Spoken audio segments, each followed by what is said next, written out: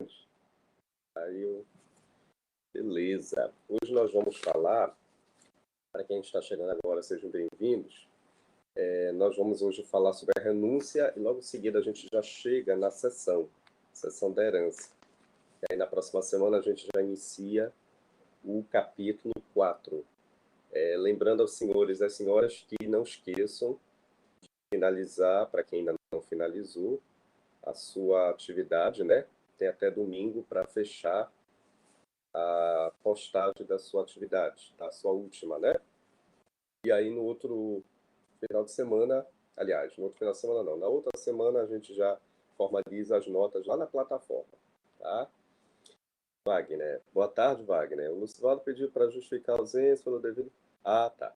Mande os nossos pêsames pro Lucivaldo, depois eu mando também o zap para ele, tá? Diga que a turma toda está em sentimentos, inclusive eu também, tá bom? E vamos tocar o barco para frente, né? Vocês souberam, meu pai também em fevereiro, só que não foi em virtude de Covid, né? Mas toca a vida para frente, vamos viver, né? Vamos lá, meu povo. Renúncia. Quem está chegando agora, sejam bem-vindos. Opa, estão chegando gente. Isso é bom. Sejam bem-vindos. Renúncia da herança. Gente, a renúncia, a exemplo da aceitação, tá? São manifestações pelas quais os herdeiros têm como confirmar ou não se tem interesse naquela herança, tá? Então, a renúncia, ela é uma habilitação de natureza negativa, né? Porque você vai ter a disposição de informar o cartório, notas competentes, ou de repente, se for o caso, até a via judicial, que você não tem interesse e você não tem nenhuma manifestação em prol daquela herança, tá? Que realmente você não quer aquela herança, em outras palavras, tá?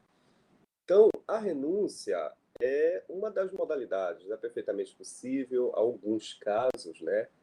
A pessoa realmente querer formalizar um pedido de renúncia, né? De não querer confirmar justamente aquela herança que está à sua disposição. E a exemplo da aceitação, como eu coloquei no teu roteiro, né? Nós temos que também observar esse chamado efeito ex-tunc, né? Não te esqueças, meus amigos e minhas amigas, o efeito ex-tunc em outras palavras, vamos imaginar, se você quiser renunciar, né? Por exemplo, você não está renunciando a partir de hoje, né? Aquele seu direito àquela herança. Na verdade, você está renunciando desde aquele primeiro instante da abertura sucessória, da confirmação do falecimento daquele seu ente querido, qualquer outro sujeito de direito, tá? Pela qual te deixou uma herança. Então, por mais que, por exemplo, hoje, né, o fulano de tal, professor, faleceu, mas deixou alguns acervos e deixou herdeiros. Pode ser que amanhã ou depois, esses herdeiros, alguns queiram realmente confirmar as suas condições, o seu direito à sua herança, ou não necessariamente. Pode ser que alguns, não, eu não quero, eu não tenho interesse naquela herança, etc. e tal. Então, esses que querem realmente renunciar, e aqueles que obviamente quiserem aceitar, quando isso for confirmado, esse procedimento, nós vamos ter que retroagir, né? Desde o exato momento da data do falecimento de alguém, ou seja, desde o momento da abertura sucessória. Desde lá até o presente momento, confirma a tese a seu dispor, aquilo que realmente você pretende, tá? Então não te esquece disso. A renúncia, exemplo da aceitação, obedece o efeito ex-tunc. Você vai retroagir, tá? Desde o exato momento. Então, se eu renunciei, eu não estou renunciando à minha condição de herdeiro, eu estou renunciando o direito àquela herança. Uma vez me perguntaram sobre isso, tá? Professor, mas eu estou renunciando o meu direito personalíssimo? Não. Você é herdeiro, você não foi excluído, diferentemente da indignidade da deserdação, né, que vocês já estudaram comigo. Lá, você, quando é excluído, aí sim, você deixa por completo, inclusive, a sua identidade enquanto herdeiro. Aqui na renúncia, não. Você está se dispondo, você está deixando um exercício de um ato. Você está deixando de receber um direito. Que direito é esse? Direito àquela herança, tá? Quer seja de natureza patrimonial ou quer seja de natureza extrapatrimonial. Agora, a sua identidade enquanto herdeiro, você permanece, tá? Agora, isso é perfeitamente possível para esta modalidade, diferentemente da exclusão. Quando o cidadão é excluído, ele, inclusive, é excluído a sua identidade enquanto herdeiro. Normalmente, alguns alunos me perguntam, professor, mas quando você renuncia, você está renunciando o seu direito personalíssimo enquanto herdeiro, a sua identidade? Não.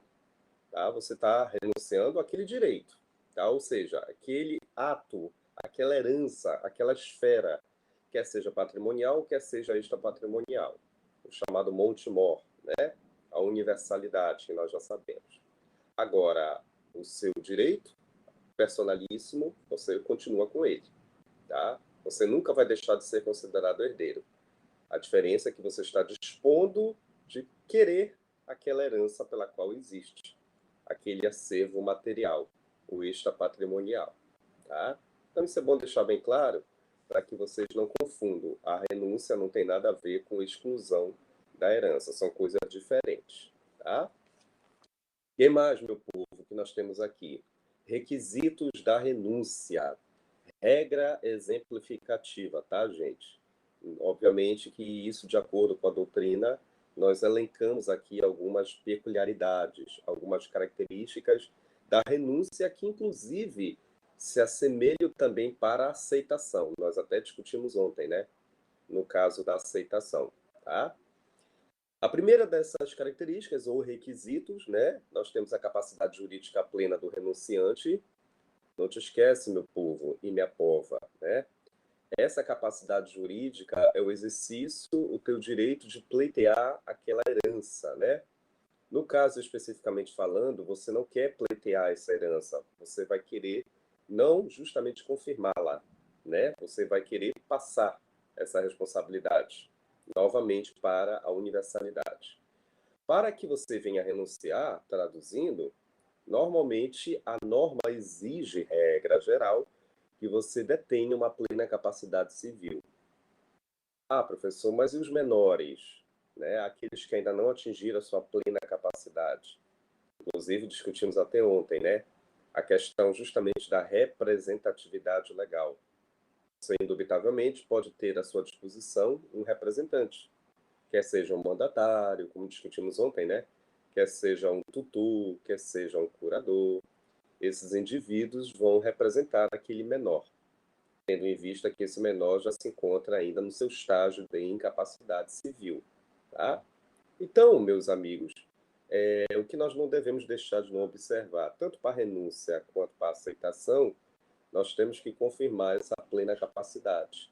Teoricamente, quem é que vai exercer esse ato? Aquela pessoa que já atingiu a sua maioridade civil, diretamente, né? De uma forma direta. Caso contrário, você vai precisar da intermediação de outros sujeitos, de terceiras pessoas. No caso, como eu já havia falado, mandatários, tutores ou curadores, os chamados representantes legais. Tá? Isso daí não só para a renúncia, mas também serve também para a aceitação. Tudo bem? O que mais, meus amigos? Nós temos aqui a letra B. A forma por expressa. Sim, por favor, não esqueçam. A renúncia, cuidado com isso daí. Tem até um artigo que eu coloquei no material de vocês, que daqui a pouco a gente já vai ler. A renúncia sempre, gente, ela deve ser formalizada por escrito, tá? Quer seja por uma escritura pública, quer seja por um instrumento ou um termo judicial. Diferentemente da aceitação, a renúncia não existe naquelas outras duas modalidades pelas quais nós já estudamos. A chamada aceitação tácita e a presumida, que você se recorda, né? São aquelas outras modalidades que você pode confirmar a sua condição de herdeiro. Na renúncia, não. A renúncia não existe na modalidade tácita e nem na modalidade presumida. Somente existe na modalidade por expresso. O que quer dizer isso? Ela precisa ser transcrita, formalizada, manuscrita ou digitada, né? Isso é uma regra que nós não devemos deixar de não observar, tá? E as modalidades de renúncia por expresso, professor? Ou você formaliza através de uma escritura pública, que normalmente é a regra geral, você vai se direcionar àquele cartório de notas competente, os herdeiros, no caso, né? E caso algum deles queira renunciar, indubitavelmente vai ser ofertado a ele uma escritura, que ali vai constar essas informações acerca daquele pedido de renúncia daquele respectivo herdeiro, tá? Então, essa escritura pública, que vai apresentar a fé pública do senhor tabelião competente, ali vai sacramentar esse exercício do direito à renúncia daquele respectivo herdeiro renunciante. Ele justamente confirmou essa tese, tá?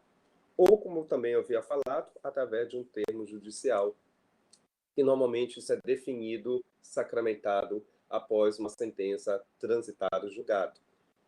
O termo judicial, gente, normalmente é muito mais incisivo, direcionado para aqueles casos em que envolve os incapazes, que eu acabei de explicar, tá? Aí você vai precisar iniciar o inventário judicial, né, que lá na frente eu vou explicar melhor, para que você venha obter a resposta da esfera jurisdicional, tá? Eu queria aproveitar o momento e só confirmar isso, né? Só para vocês não esquecerem que no caso da renúncia, somente é por expresso. Não existe a modalidade tácita e nem também a presumida, tá? Vamos confirmar aqui, por gentileza? Professor, eu ainda não li. Vamos observar aqui, né? O artigo 1806. Vocês estão com a legislação aí ligada, né? Olha o que está dizendo aí, só para a gente confirmar, né? A renúncia da herança, olha lá, a renúncia da herança deve constar expressamente, grifa essa palavra aí no teu computador, no teu caderno, expressamente de instrumento público, que no caso é uma escritura pública, ou termo judicial, que no caso é através de uma sentença ou uma decisão interlocutória que confirma a condição daquele renunciante, tá? Então, essas são as formas pelas quais a renúncia deverá ser formalizada. Sempre de uma forma por expresso ou direta, tá? Não existe a chamada renúncia presumida e também não existe a chamada renúncia tácita. A exemplo, justamente que nós estamos confirmando, diferenciando-a da chamada aceitação, que a aceitação ainda nós temos essas duas modalidades, a forma tácita e a forma presumida, que nós já explicamos, tá? O que mais, professor? Além da forma expressa, aqui no material também coloquei a letra C, né? Inadmissibilidade de condição, termo de renúncia, inclusive parcial. Isto é até familiar para vocês. A exemplo da aceitação que nós estudamos ontem, né? Tu deve estar recordando. Não existe um ato de você confirmar ou não uma respectiva herança a partir do momento que você não tiver confirmado, por exemplo, aquela respectiva condição ou aquele termo, que muitas das vezes é até imposto, né? Perante um determinado testador, por exemplo, em sede de testamento. Isso é muito comum a gente visualizar. Então, a exemplo da aceitação que eu expliquei ontem, serve também para renúncia. Eu pretendo renunciar o exercício do direito de resgatar aquela herança. Eu não quero resgatar aquela herança. Tudo bem, se você não quer resgatar essa herança, mas antes de você se habilitar, existe ainda uma pendência que você precisa por primeiro confirmar. Qual é essa pendência, gente? Eu estou vivenciando uma condição imposta por aquele testador. Lembra do exemplo de ontem que eu falei, né? Eu acho que até foi um colega aqui. Para eu outorgar esse legado para ele, primeiro ele precisa ser aprovado no exame da ordem, né? Tem que passar na OAB. Então, para ele subsidiar dessa herança, para ele se habilitar positivamente ou de repente até negativamente, primeiro eu vou ter que cumprir com essa condição que foi imposta pelo testador.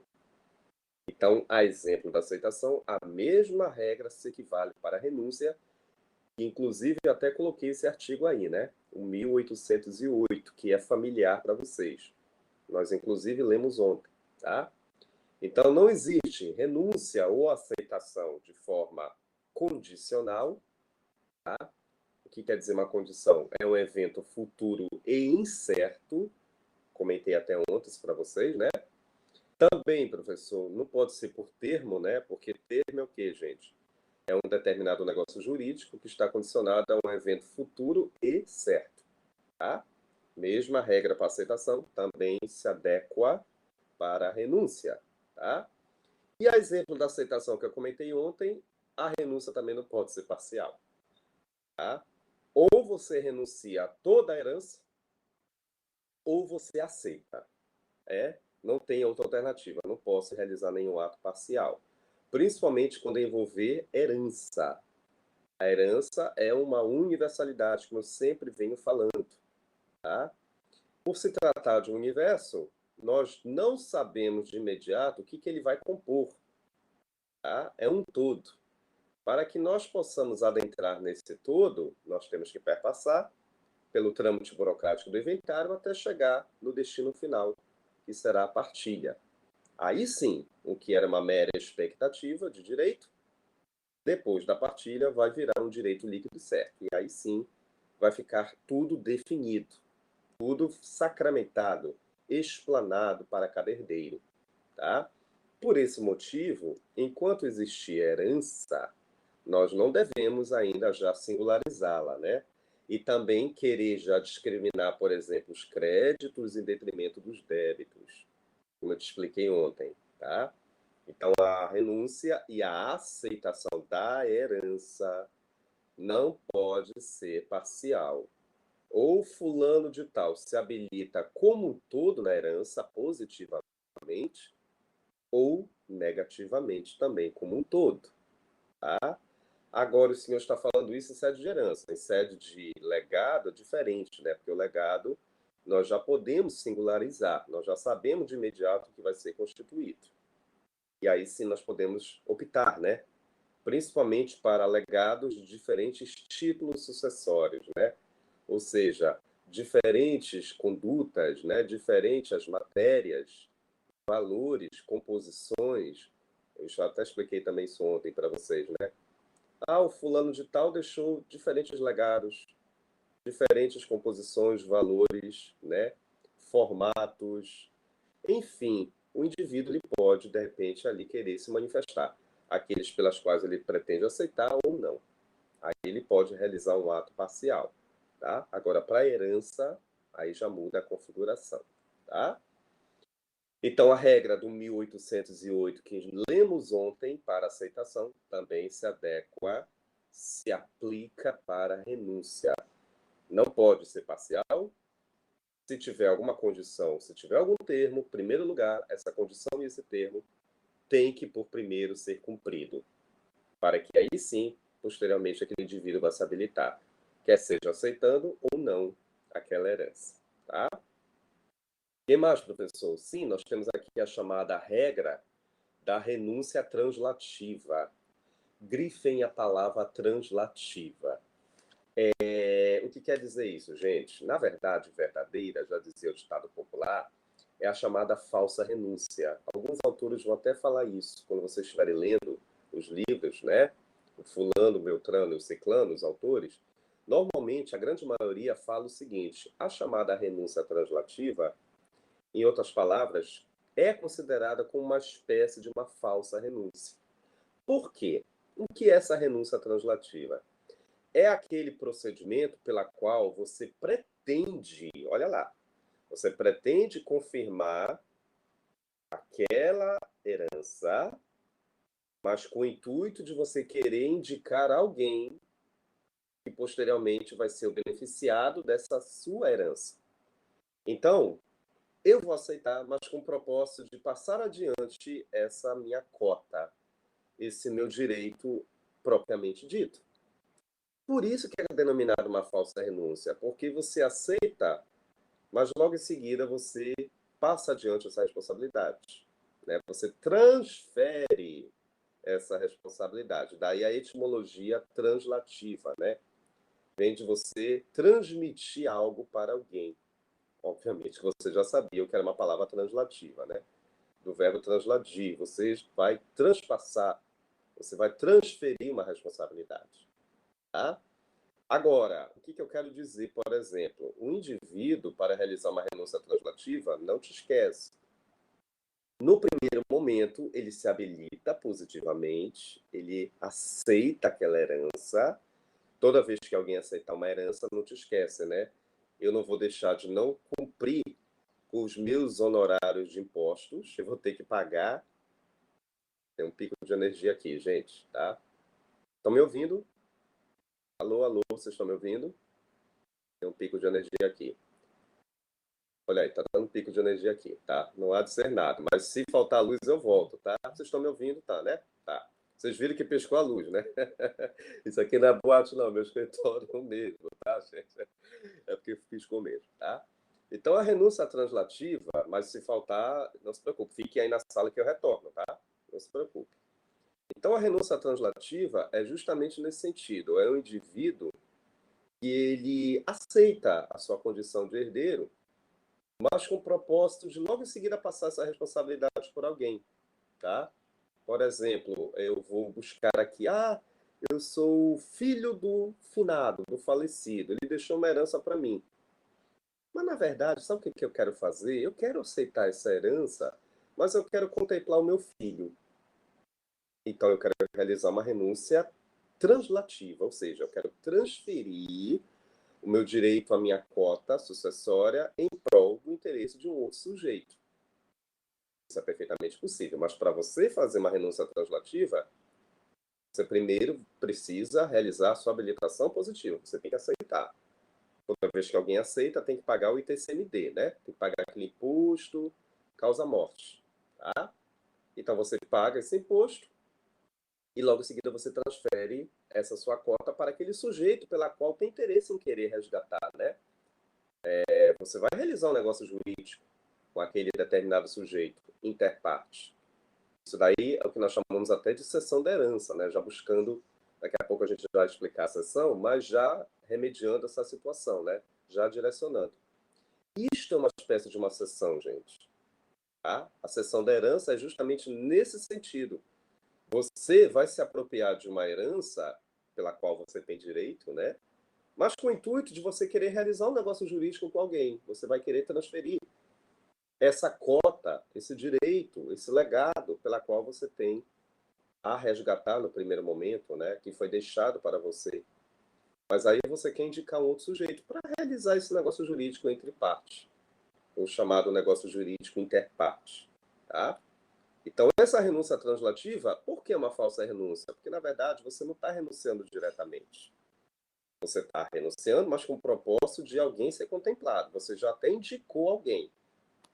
Eu indiquei, por exemplo, fulano, professor.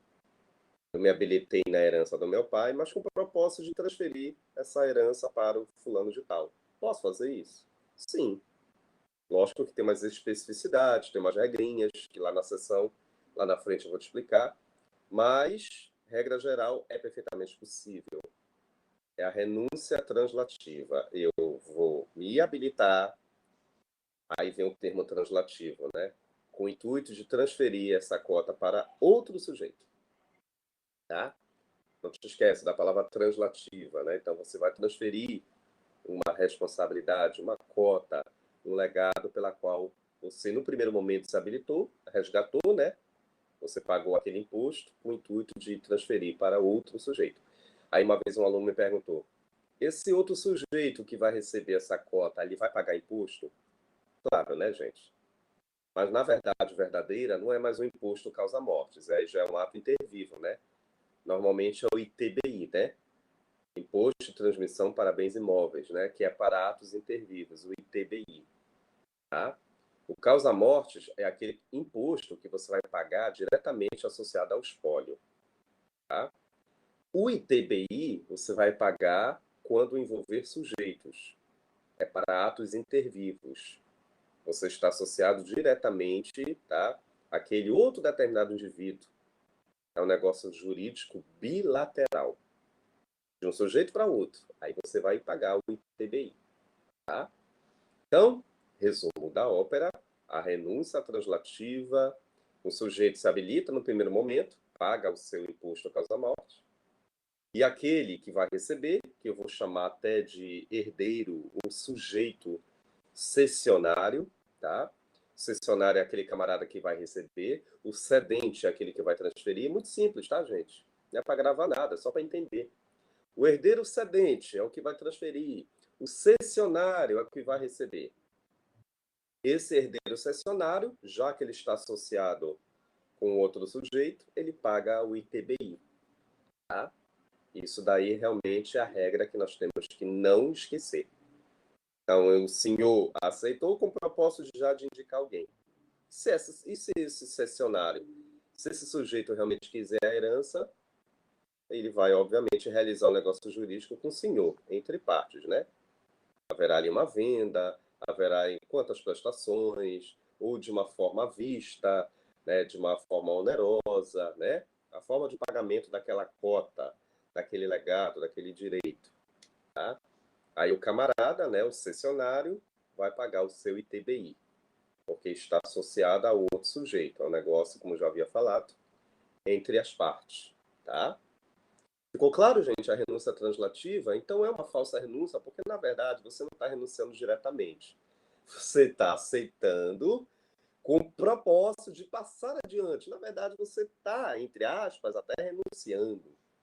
Mas é uma renúncia que eu tenho um propósito de indicar alguém. Tá?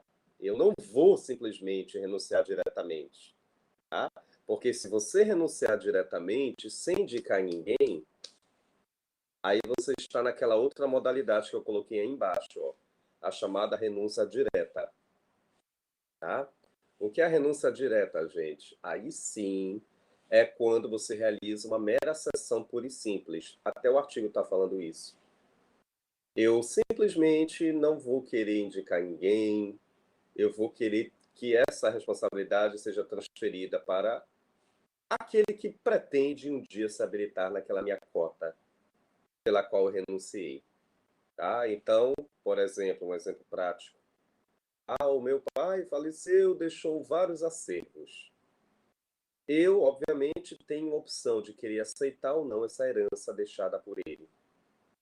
Se eu aceitar, mas já querendo mencionar a indicação de alguém, é a translativa. Agora, se eu aceitar somente para mim, confirma esta aceitação. Ou, se eu quiser simplesmente renunciar sem indicar ninguém, a cota do renunciante novamente vai voltar para a herança mesmo, para o Montemor, para a universalidade, para que, obviamente, vá contemplar outros determinados sujeitos. Que um dia vão querer se habilitar naquela cota daquele renunciante. Tá?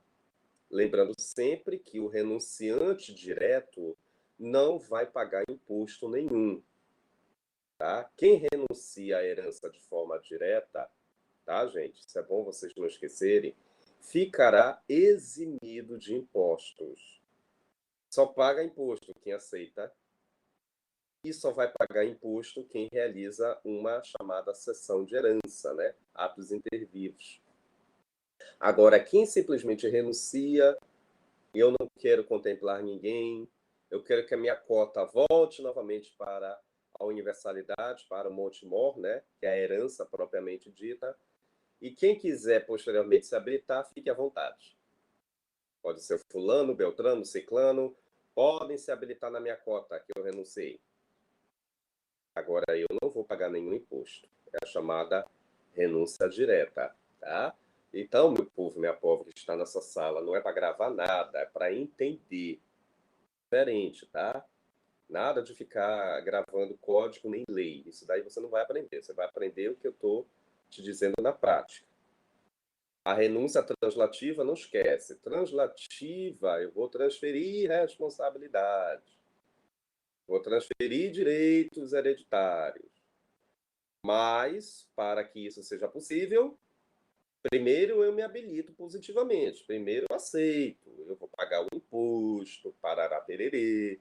Eu vou lá no cartório, vou formalizar uma escritura. E aí eu já indico, né?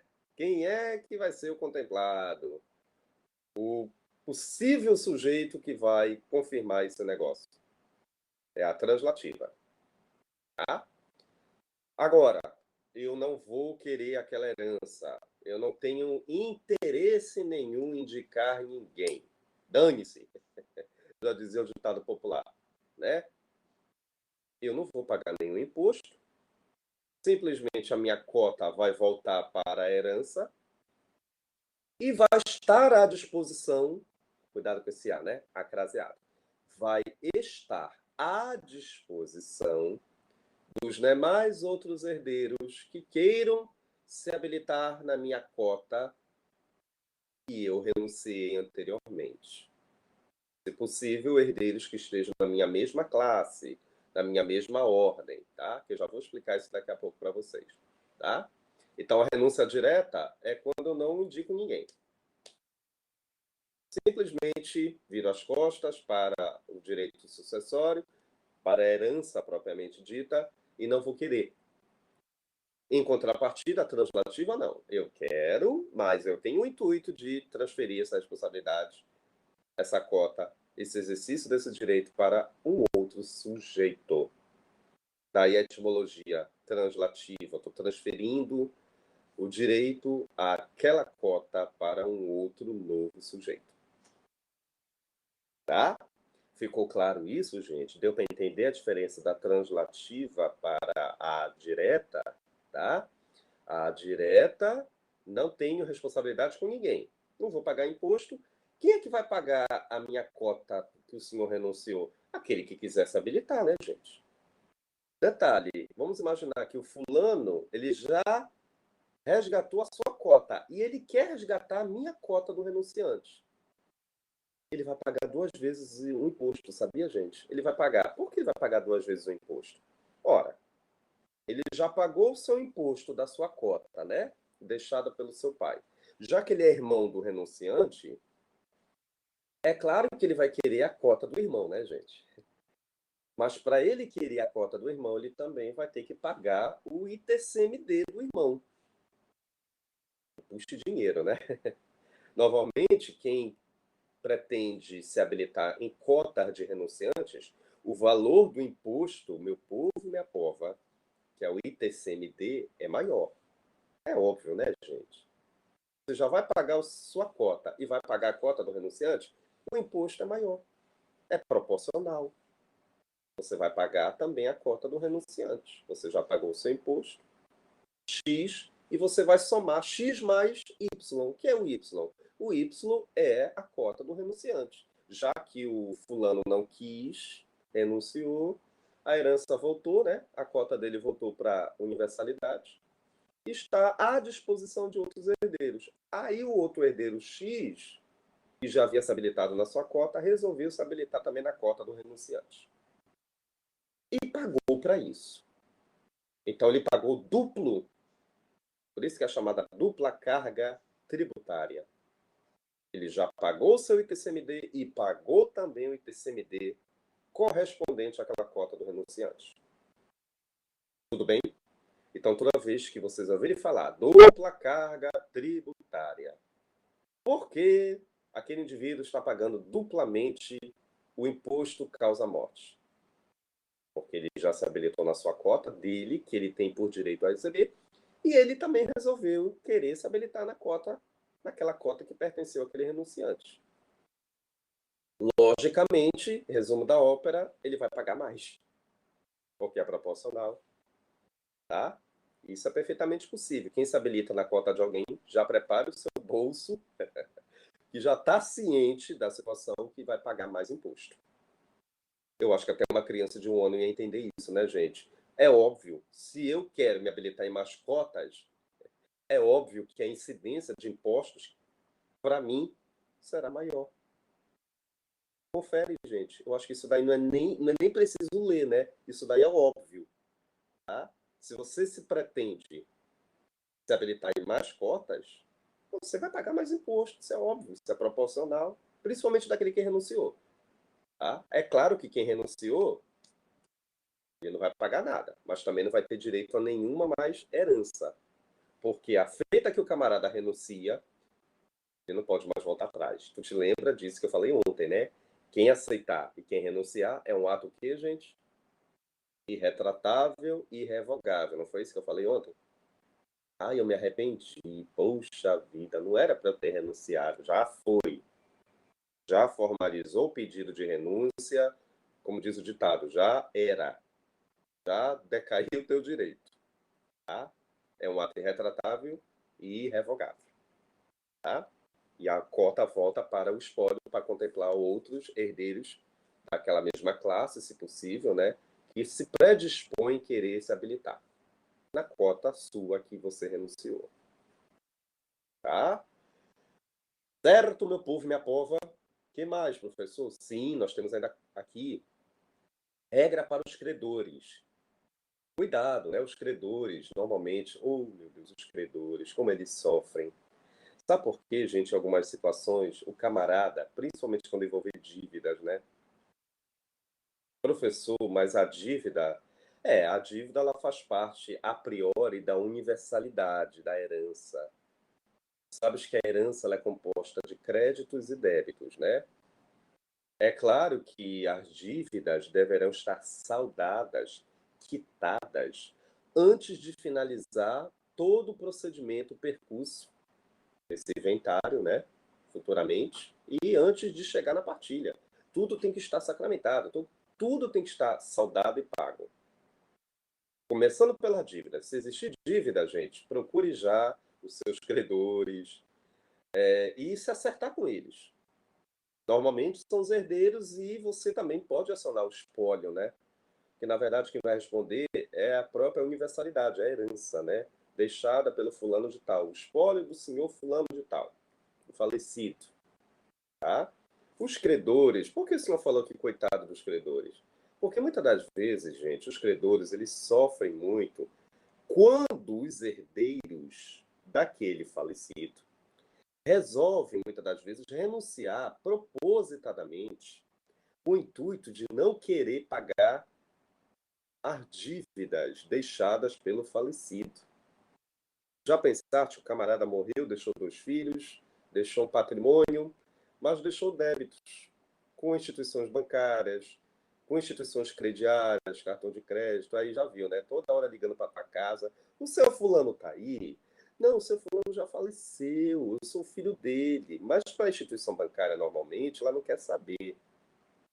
Obviamente, levando em consideração que está prescrito naquele contrato, né, de prestação de serviços, seja lá de que natureza for, mas teoricamente, gente, as dívidas, elas são transferidas pelo princípio da Saizinho, que tu já sabes, né, de uma forma automática, também para os sobreviventes herdeiros.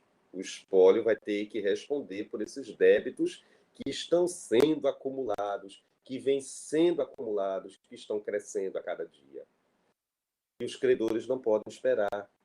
Eles querem uma solução, eles querem receber. Porque o negócio jurídico foi feito antes da morte do fulano. Detalhe, foi o próprio De Cujos que fez em vida. Até meio paradoxal, né? De Cujos fez em vida. Né? Mas para a gente entender melhor, o indivíduo antes de morrer, ele abriu um crediário, ele pediu um empréstimo, parará pererê, tudo que vocês estão imaginando aí. Certo, mas posteriormente ele veio a óbito e ainda continua aquele crediário, continua aquele financiamento, continua aquelas parcelas. Professor, a montanha cresce. E a instituição bancária fica ligando para minha casa, professor, oh, meu Deus, eu vou me jogar do 8º andar do edifício. Quero... Não, te acalma. Eu falando para a pessoa, né? O espólio vai ter que dar uma resposta para esses débitos, tá? Obviamente, respeitando aquilo que a herança tem a oferecer, né, gente? A gente torce para que tenha créditos o suficiente para saldar esses débitos. Todo mundo fazendo oração agora, olhando para cima, tá? A gente espera que a herança consiga saldar os débitos do finado. Amém. Tá? Agora, o que não pode é os herdeiros, alguns quererem renunciar àquela herança para se despojar, para não querer pagar aqueles credores. Aí não pode, né, gente? Até porque os herdeiros já estão dizendo, eles estão associados à herança diretamente, são legitimados. eles vão ser acionados, tá? Para que dê uma posição para esses credores, né? Eles estão querendo receber os credores. E é por lei, por direito. Firmaram um contrato de prestação de serviços no passado, tá? Agora, deixa eu te perguntar, e aí, professor, se os credores se sentirem prejudicados por essa renúncia, muitas das vezes proposital, dos herdeiros, muitas das vezes até de uma forma unânime, né? Aí nós vamos renunciar a essa herança porque a gente não vai querer pagar os credores. Não pode isso acontecer. Isso me cheira vício do negócio jurídico, né? Fraude. Mas os credores, eles não vão dormir no ponto, não. Eles têm uma saída. Eles podem tranquilamente buscar a via judicial competente, não tem para onde correr, porque já temos uma lide, né? Já instaurou um litígio, um conflito, né, meu povo? Aí os credores, eles vão contratar o corpo jurídico, os seus advogados, ingressar com uma ação de cobrança da vida, né? Eles vão se habilitar diretamente naquela herança. Eles têm direito também de se habilitar, tá? Então, eles vão se habilitar em nome daqueles que renunciaram.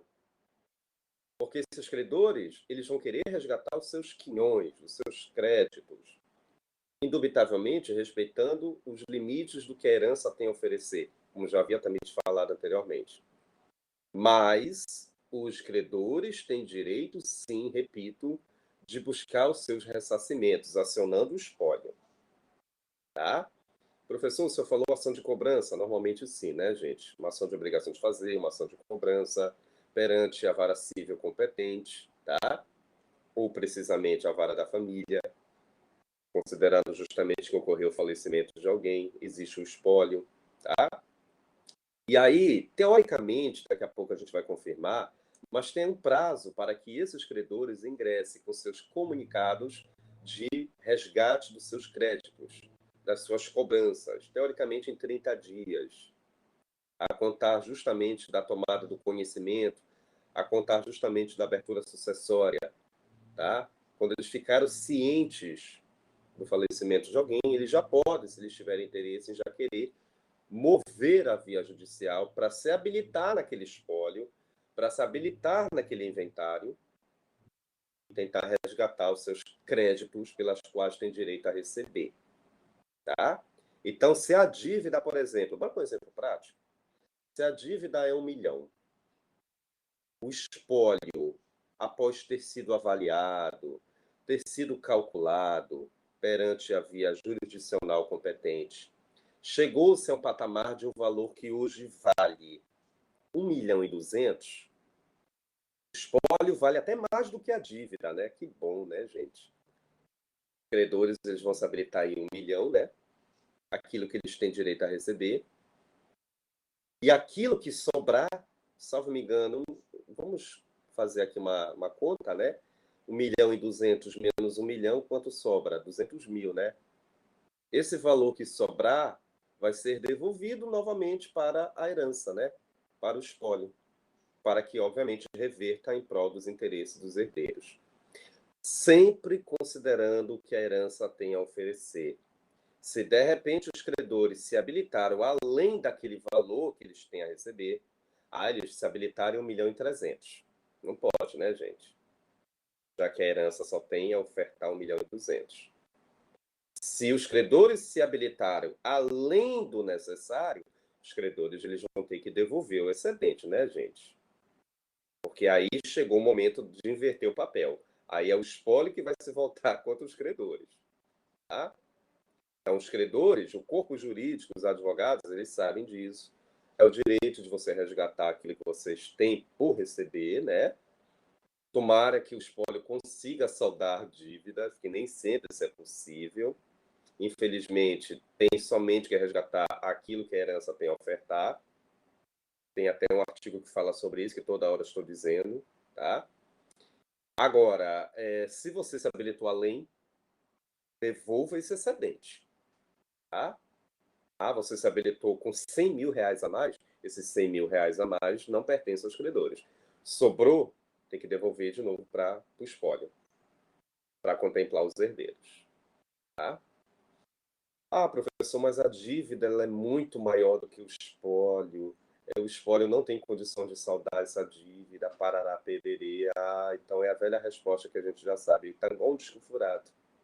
Tem que se habilitar respeitando os limites da força da herança. É um disco furado, tá? Nunca deixe de entender isso. Ao dormir hoje, antes de fazer as orações, não esqueça da frase. Tem que se habilitar nos limites da força da herança. Acordou amanhã, tira a remela do olho. Bom dia. Tem que se habilitar nos limites da força da herança. Porque, meus amigos, isso não é tão simples assim. Tem que passar por uma avaliação, a herança, né? A herança precisa ser avaliada e isso é feito durante o inventário. Para realmente saber se os credores vão conseguir resgatar os seus quinhões por completo ou não necessariamente.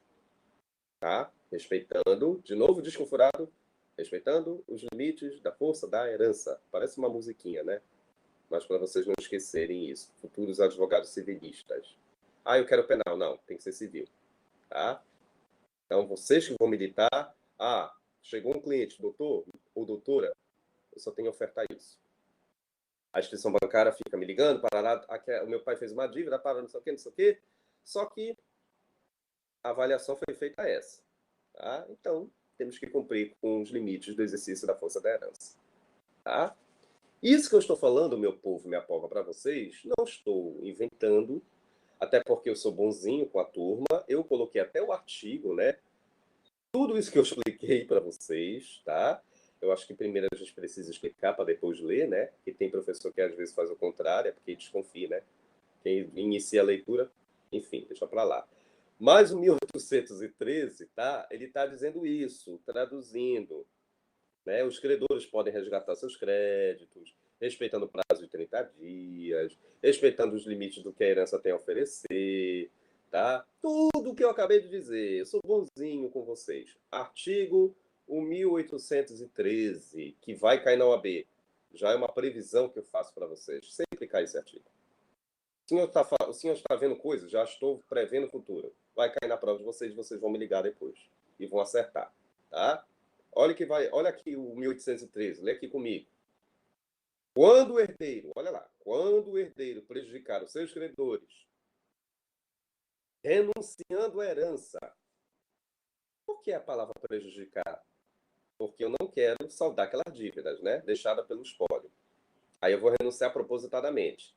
O que os credores vão fazer, gente? Olha lá. Poderão eles, quem? Os credores, com a autorização do juiz, né? Que bom, porque aí já tem uma ação na justiça, aceitá-la em nome do renunciante. Claro, né, gente? Os credores não vão perder tempo, eles vão ingressar com as suas ações de cobrança, eles vão querer se habilitar.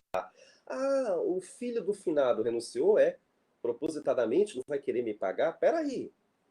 Eu vou contratar aqui, por exemplo, a doutora Daniele. Ela é especialista em direito de família e sucessões. Doutora, aí a Daniele vai dizer o seguinte, não, eu vou habilitar os senhores. Vocês vão se habilitar, respeitando, obviamente, o que a herança vai ter a ofertar, né? Nós temos que fazer uma avaliação, mas os senhores têm direito a resgatar os seus créditos.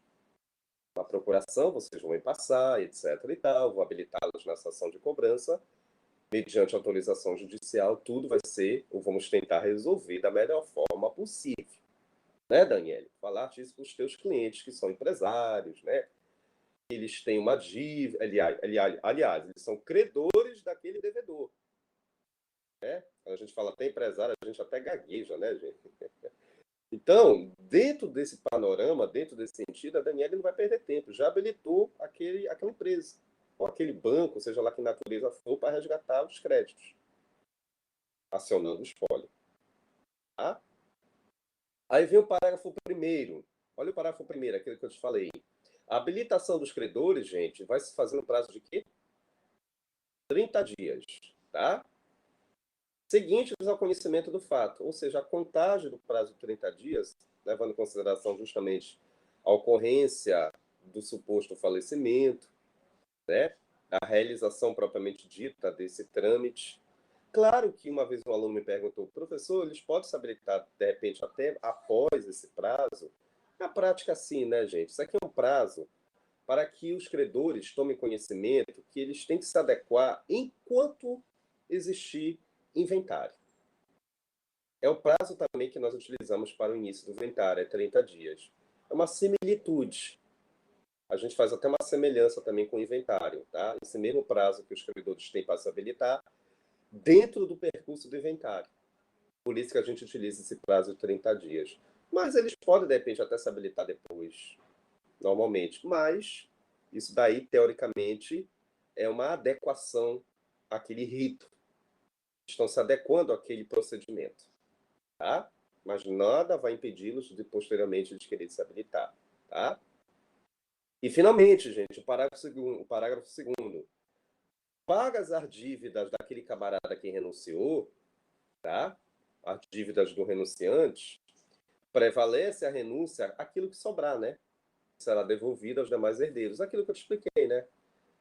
A doutora Daniele, que está defendendo aqueles empresários, aquela empresa, vamos imaginar que os credores já se saciaram, já resgataram, mas eles não podem resgatar além daquilo que, obviamente, tem por direito a receber. Se a dívida é 1 milhão, então eles têm que resgatar só 1 milhão, né? Se eles, de repente, resgatarem além disso, aí a doutora Daniele vai ter que explicar, senhores, nós temos que devolver esse excedente. Até porque isso é bem clássico, né? Isso é óbvio do óbvio. Tá? E aí esse remanescente deverá ser devolvido de novo para o espólio, para que contemple aqueles herdeiros que ali existirem. Tá? Eles estão de camarote para receber, indubitavelmente, esses valores. Tá? Certo, gente? Deu para entender a renúncia, ou seja, a habilitação dos credores, é o direito deles também buscarem o auxílio da justiça para tentar resgatar os seus créditos, tá? Eles, se possível, podem ingressar com uma ação de cobrança para ter esse intuito de se habilitar sempre, lá vem um disco furado, sempre respeitando os limites do que a herança tem a ofertar, os limites da força da herança, tá? Muitas das vezes, não vou mentir para vocês, nem sempre os credores conseguem resgatar tudo, né, gente? Qual é a resposta? Porque os limites da força da herança foram respeitados. Ah, poxa vida, a minha dívida era para ser 1 milhão, mas eu só consegui resgatar 700 mil. É porque, no final das contas, a avaliação judicial chegou-se a essa planilha pela qual a herança chegou a esse determinado valor, né? Não teve como mais ultrapassar esse trâmite, tá? E aí nós vamos para a velha regra, respeitando os limites da força da herança, tá? Eu sei que é um prejuízo para muitos credores, mas isso daí é uma regra clássica do direito sucessório, tá? Professor, o que mais? Sim, nós temos os efeitos da renúncia. Cuidado com a palavra efeitos, tá? Efeitos, consequências. Já sabem disso, tá? Olha lá. Toda vez que vocês ouvirem falar da palavra efeitos, escreve aí no teu material. São consequências oriundas do reconhecimento de uma renúncia realizada, tá? Então, quais são as consequências em que a renúncia vai proporcionar? A primeira delas, a mais importante de todas, é o chamado direito de acrescer. O que é direito de acrescer, gente? Muito simples, tá? Vou tomar um exemplo aqui clássico, tá? O fulano de tal tem 2 irmãos. Aliás, o fulano de tal tem 2 filhos. Melhor assim. O fulano de tal tem 2 filhos. Um desses filhos tem também filhos. Ou seja, netos, né? Tá? Então, vamos, por exemplo, aqui. Esse de cujos, estou acabando de dizer, já faleceu, deixou uma herança para os filhos, o A e B. Tá? Vamos imaginar que o B tenha um filho, que eu vou chamar de C. Tá? No dia da habilitação do A e do B, eles estão de comum acordo, eles já são de maior, eles querem realizar um inventário muito tranquilo. Beleza, eles se combinaram, né? O A e o B. Oi, mano, oi. Vamos amanhã lá no cartório? Um liga pro outro, né? Vamos se habilitar, vamos logo resgatar essa herança, parará e pererê. Tudo bem. Agora, gente, o que acontece? O A confirma a sua cota. Vamos imaginar que para cada um, claro, né, gente? É 50% para cada um, né? dentro de uma universalidade que é 100%, 50% vai caber a cada um. Então, o A confirma a sua cota de 50%. Agora, o B. O B resolveu renunciar diretamente. Quer dizer, renúncia direta, já sabem, né? Eu não pretendo indicar ninguém.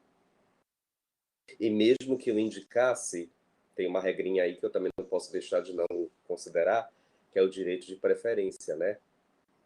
Quando alguém renuncia, cuidado. Quem está na sua mesma ordem, quem estiver na sua mesma classe, tem que primeiro consultar aquele herdeiro que está na mesma ordem, que está na mesma classe. Então, o B, ele tem um filho que eu te falei, né? Não é o C? C não é filho do B?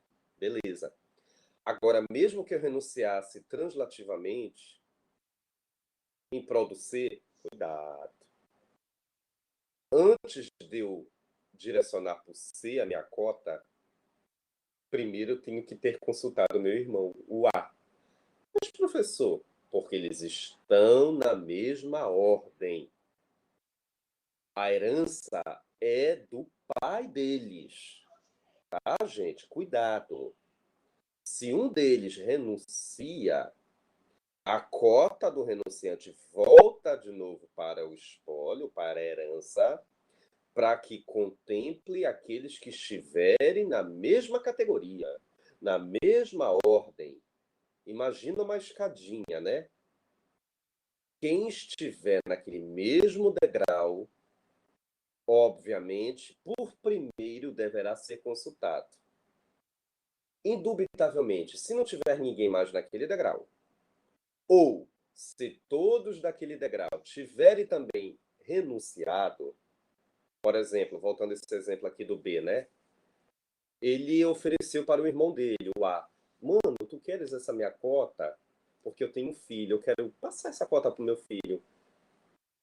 Mas primeiro ele tem que consultar o irmão dele, porque eles estão na mesma ordem, na mesma classe, tá? Eles têm preferência, o A tem preferência. Tudo bem? Porque eu estou falando aí de renúncia. Eu não estou falando aí de direito de transmissão e não estou falando de direito de representação. Gente, por favor, não confundam. Uma coisa não tem nada a ver com a outra. Representação é uma coisa, transmissão é outra. Eu estou falando aqui de direito de acrescer. Direito de acrescer é o trâmite que é iniciado quando ocorre renúncia. Professor, eu quero escrever. Escreve. Eu te dou um tempinho aí para escrever. Direito de acrescer é quando alguém resolveu renunciar à sua cota. Se alguém resolveu renunciar à sua cota, a cota daquele que foi renunciado, a cota do renunciante, volta para o espólio de novo. Mas que contemple depois vai contemplar quem estiver na mesma ordem de vocação. Quem estiver na mesma classe. Quem estiver naquele mesmo degrau.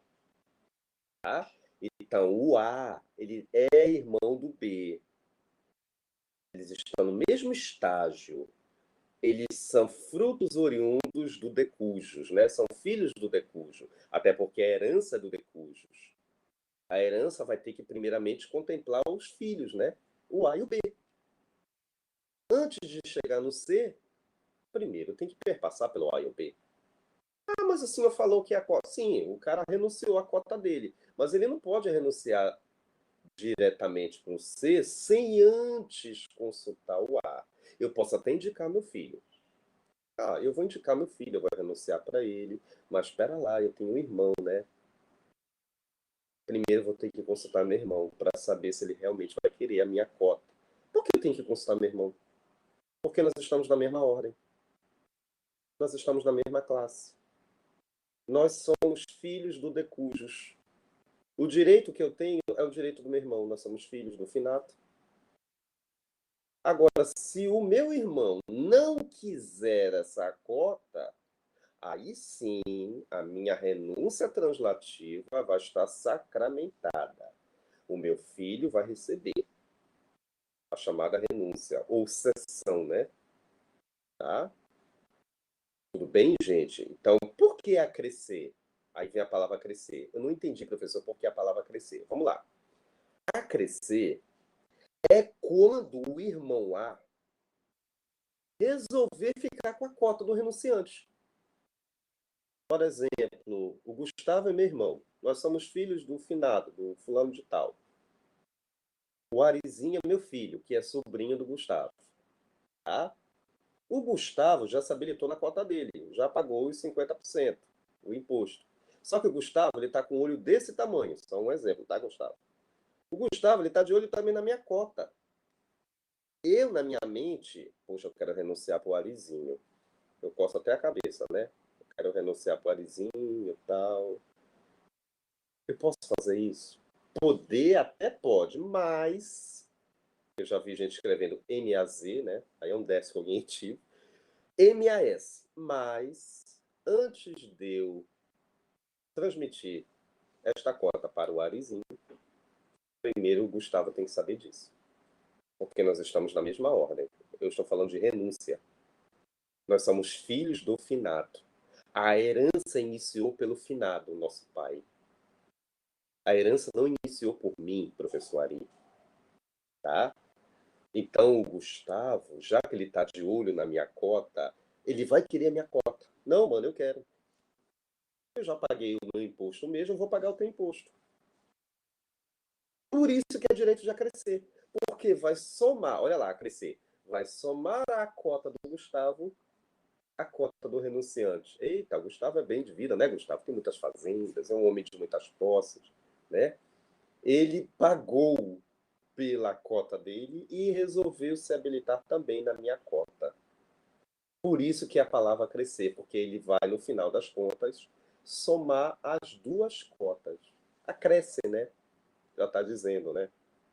Soma-se a cota do renunciante àquele determinado indivíduo que resolveu também se habilitar na cota desse renunciante. Tá? Então, meu povo, minha pova, direito de acrescer nasce mediante uma situação de renúncia. Direito de acrescer nasce mediante uma situação de renúncia. Vocês estão escrevendo isso? Escrevam. Tá? Toda vez que eu ouvir falar em direito de acrescer, é porque alguém renunciou. A cota volta para o espólio para contemplar herdeiros da mesma classe. Mesmo que você tenha filhos, netos, parará e pererê, esposa, companheira, amante, seja lá que natureza for, tá? Mas primeiro consulte quem estiver na mesma ordem do que você, quem estiver na mesma preferência, tá? Porque obviamente a herança iniciou pelo antecessor, tá? Aí sim, se o meu irmão, né, não quiser a cota, todos os demais não quiserem, aí a gente vai cumprir, a herança vai ser transmitida para outras classes. Tá? Aí sim você pode realizar a transferência para outras classes. Tá? Por que acrescer?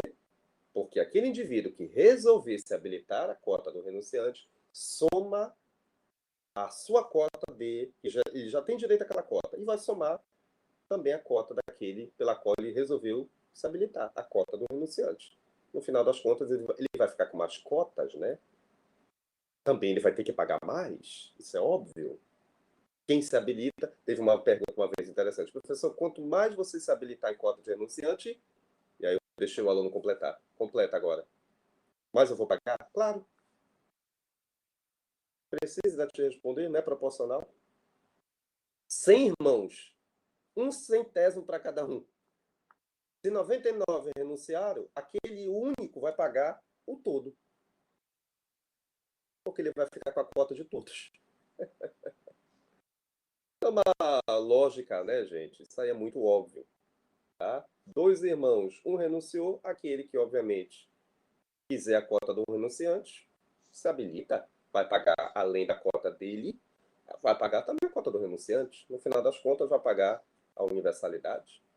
3 irmãos, um renunciou, e os outros 2 têm que ser consultados. Se os dois quiserem a cota do renunciante, cada um vai pagar proporcionalmente, metade para cada um.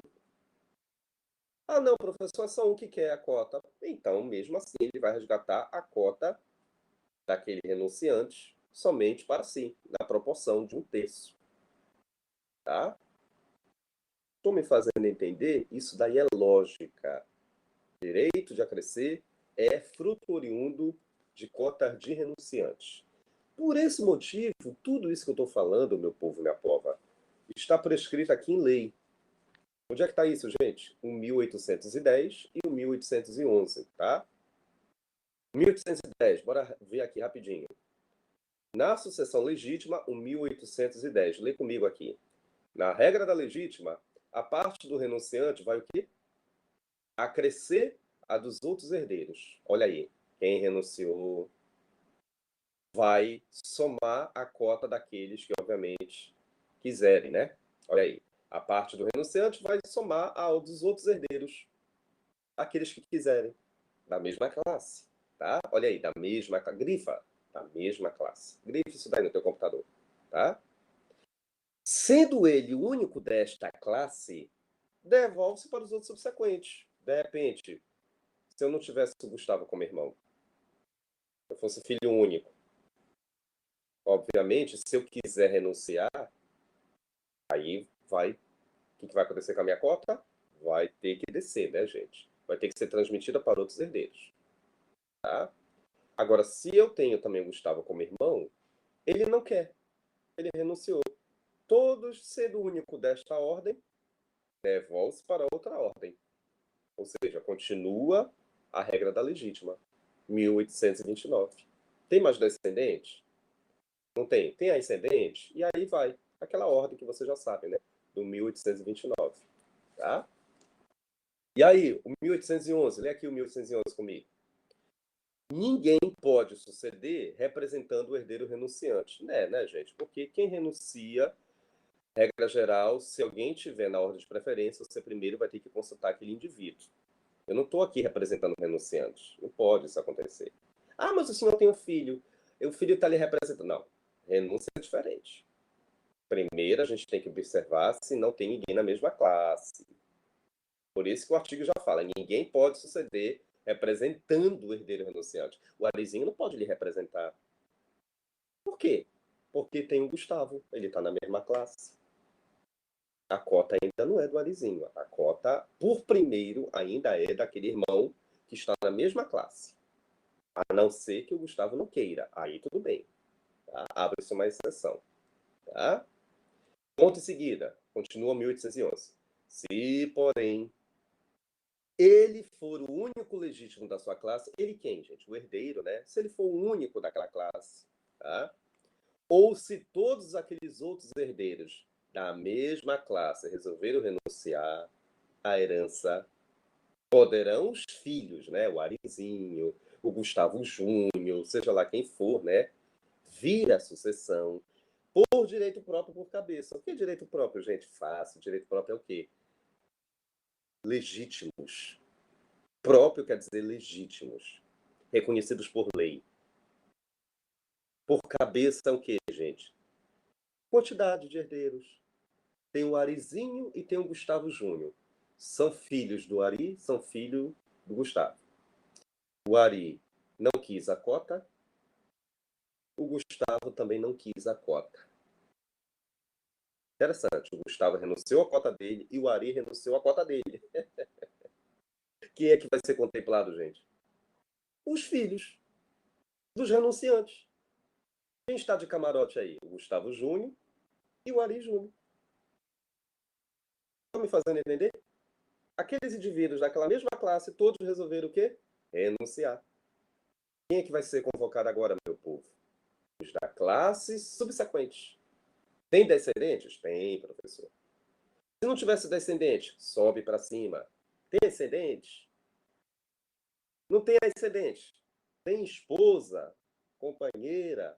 Segue a regra da legítima, tá, gente? 1829. A regra é essa, tá? Tudo bem? Ficou claro que é direito de acrescer? Acrescer é se de repente aquele indivíduo que renunciou à sua cota, aquele outro indivíduo, aquele outro herdeiro quiser resgatar a cota do renunciante, vai somar o quê? O que vai somar? A sua cota, que ele já tem por lei, mais a cota do renunciante. No final das contas, o camarada vai pagar muito mais. É o caso do Gustavo. Ele vai pagar a cota dele e vai pagar também a minha cota, porque ele quer ficar com a minha cota. Vai somar a cota dele. Tu tá entendendo? Então, nesse caso, é a regra de acrescer, somar a cota originária com a cota do renunciante. E tome imposto, né? Quem acresce paga mais. Tá? Ficou claro, gente, o que é direito de acrescer? Vocês entenderam, gente? Acrescer é caso de renúncia. Somente quem renuncia é que pode contemplar quem está na mesma ordem. Tá? Eu não posso querer burlar. Se tem gente na mesma ordem, na mesma classe, por favor, deixe esse povo ser consultado por primeiro. Se eles não quiserem, beleza. Chama-se a nova ordem, a nova classe. E assim subsequentemente. Tá? E para fechar com chave de ouro, eu pensei que ia dar tempo na sessão, né? Mas a gente já pelo menos fecha a renúncia, né? Na outra aula a gente já inicia a sessão no capítulo 4, eu não vou perder tempo. Renúncia para testamento, mesma coisa. Tá? Se o camarada fez um testamento aqui, eu quero indicar, por exemplo, a Isabela. Deixei um legado para a Isabela no testamento. A Isabela, no dia da audiência, ela ficou sabendo desse legado. Ela se vira para o juiz e diz o seguinte: eu não quero essa herança. Eu não quero esse legado, eu renuncio. Mas a Isabela tem uma filha. Não tem, Isabela? Eu sei que tu tens, né? É a Isabelinha, né? A Isabela Maria. A Isabela Maria tá de camarote. Ah, a mamãe renunciou. Legal, é para mim a cota. Exatamente. Cuidado, a Isabela Maria está enganada. Por quê? Porque a Isabela renunciou de uma forma direta. Mas, na verdade verdadeira, não é a Isabela que determina as regras. Quem determina as regras é o testador, eu. Já que ela renunciou, a cota volta de novo para o meu espólio. A Isabela Maria ela vai, no dia da audiência, ela vai levar até uma metralhadora. Mas como? A mamãe renunciou. Se ela renunciou, essa cota é minha. Mas quem... Aí o juiz, o magistrado vai dizer, mas dona Isabela Maria, já que a sua mãe renunciou, mas quem firmou esse testamento foi o professor Ari. E ele não deixou nenhuma cláusula de substituição. Poxa, isso é brincadeira, né, Isabela? Não deixei uma cláusula de substituição para contemplar sua filha. Olha, caso a Isabela renunciasse, que seja transmitida a cota para a sua herdeira sucessória, para a Isabela Maria. Já que eu não fiz nada disso, gente, eu não estipulei nenhuma cláusula de substituição. Resumo da ópera: a cota volta para os herdeiros do testador. Quem está de camarote rindo com um sorriso desse tamanho é o Arizinho, né? O Ari Júnior, né, gente? Por quê? Porque eu não estipulei nenhuma cláusula de substituição em testamento. E a Isabela renunciou. Ah, podia renunciar translativamente? Não, porque isso não foi estipulado em testamento. A não ser que eu tivesse estipulado isso. Alguma cláusula. Torna-se perfeitamente possível, caso haja uma renúncia, que seja esta cedida, transferida para outros herdeiros do testamenteiro. Não tem nenhuma redação nesse sentido, portanto, o juiz vai botar o óculos dele, mas eu estou vendo aqui que não tem nenhuma cláusula de substituição, então a cota volta para contemplar os herdeiros do senhor Ari, do testador. Quem são eles? Aí lá está o advogado do Arizinho, né? Estou aqui, excelência. O Arizinho está aqui. Ele é de menor, né? Mas nós somos representantes legais. Tem o curador, etc. Estão fazendo entender, gente? Então a regra da renúncia também não só se aplica na legítima, mas também se aplica no testamento, tá? Eu até coloquei para vocês aí um artigo 1947 que fala sobre isso que eu estou falando. Não se preocupe, nós vamos ter o estudo do testamento lá na frente, e aí eu vou voltar de novo nessa temática de cláusula de substituição. Por ora, só que vocês não esqueçam, é que a regra da renúncia também se aplica para o testamento. Tá? Outra coisa, quem renuncia, só para a gente já está finalizando, tá? Quem renuncia não perde a sua condição de genitor, de genitora, de chefe da família, diferentemente daquele camarada que foi excluído, né? Te lembra daquela situação da Susan Richthofen, né? De novo, esse caso clássico, que até os extraterrestres ficaram sabendo. Né? Não te esquece, eu renunciei à cota do meu pai. Mas para lá, se amanhã o Arizinho vier a ser contemplado por alguma herança, de repente até essa mesma herança que eu renunciei, a pergunta que não quer calar, eu posso continuar a ser o curador do meu filho? Pode, gente. Você não cometeu nenhum ato ilícito. Renúncia é um ato legal, gente. É um ato jurídico, é um ato formal, é um ato transparente, que não causa nenhuma irregularidade, pelo menos regra geral, né? A renúncia é um ato formal, é um ato legal, diferentemente da indignidade, da deserdação, né, gente? Lá é um ato ilegal, tá? Então, se o camarada renunciou, mas se amanhã o filho dele vier a ser contemplado por aquela cota desse próprio renunciante, de repente, o pai pode gerenciar, administrar, realizar um usufruto em prol do interesse do menor. Qual o problema? Não é porque eu renunciei que eu vou deixar de exercer o meu poder familiar em prol do interesse do meu filho. Não, isso daí não. Você não foi excluído da sucessão, diferentemente se você tivesse sido excluído. Quando a gente fala exclusão, tu já sabe, né? Ou é por indignidade ou é por deserdação. Aí muda o panorama da história. Aí você não tem para onde correr. Você perde, inclusive, né, a administração, o gerenciamento, o usufruto dos bens dos teus filhos. Te lembra que eu te falei? Lá na indignidade, uma das consequências, né? O camarada ele é excluído, inclusive ele é excluído até o usufruto da administração dos bens dos menores. Te lembra disso? Professor, eu me lembro. Então, aqui é diferente. Aqui é uma renúncia, é um ato legal, transparente. Eu renunciei àquela cota, mas eu continuo a conservar, a tomar a frente das cotas dos meus filhos. A administrar, não tem problema nenhum. Tá? Certo? Fechando a aula de hoje, número 4, não te esqueces. Renúncia e aceitação são atos o quê, gente? Isso mesmo que vocês falaram. Estou ouvindo vocês. Atos irrevogáveis, irretratáveis. Não tem para onde correr. Ah, eu me arrependi de ter renunciado. A Isabela me ligou, professor. Ela me ligou 11, meia-noite, não foi, Isabela? Professor, me arrependi de ter renunciado à cota do meu... Ah, Isabela, você já assinou a escritura? Já, professor, já assinei a escritura pública. Já, professor, já assinei o termo. Ah, já era. Já dizia o ditado popular, já foi.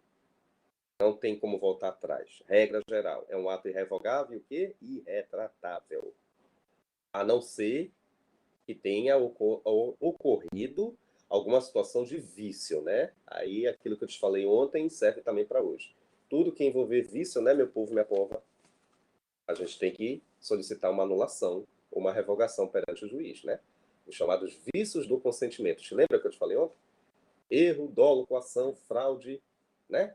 Aí a gente tem que buscar o auxílio da justiça, porque tem que provar que aquela aceitação e aquela renúncia foi realizada, olha, de uma forma viciada, uma falsa assinatura, um falso carimbo. Eu imputei uma coação, uma violência psicológica a alguém para que renunciasse propositadamente ou renunciasse contra a vontade. Aí tem que ser anulado esse ato perante o juiz. Tá? Tudo bem, tá? Por uma questão de tempo, quarta-feira eu convido vocês para a gente falar de sessão e logo em seguida a gente já inicia o capítulo 4. Tá? Não esqueçam, domingo é o último prazo para fechar a atividade do capítulo do primeiro NPC, né? Dos capítulos do primeiro NPC. Tá? É a atividade final, é o questionário avaliativo. Façam até 23 horas e 59 minutos de domingo, tá? Que aí indubitavelmente, na outra semana, as notas já vão estar postadas correspondente ao primeiro NPC, tá, gente? E aí, na outra semana, a gente já vai iniciar o capítulo 4, e aí vamos dar andamento rumo ao segundo NPC, tá bom? Qualquer dúvida, vocês me mantêm informado aqui no chat, coloquem uma mensagem lá naquele quadradinho, naquele pensamento, e aí eu respondo para vocês, tá bom? Mais uma vez, meu muito obrigado, excelente final de semana, estudem Civil. Aí eu quero assistir o Big Brother, não assista a Big Brother, tá? Assista Direito de Família, Direito de Sucessões, porque vale mais a pena do que olhar para a cara daqueles babacas, né, que ganham muito dinheiro nas nossas custas. Tô brincando, mas enfim, eu espero vocês, tá bom, gente? Bom final de semana, estudem, fiquem com Deus. Até